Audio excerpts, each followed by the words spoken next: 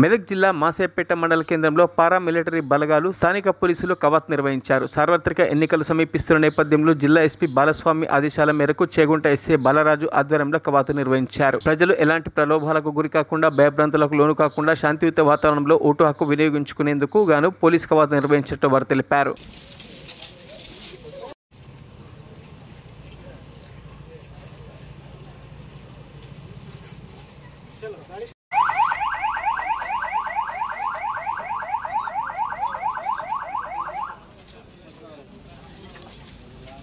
white वाली बस है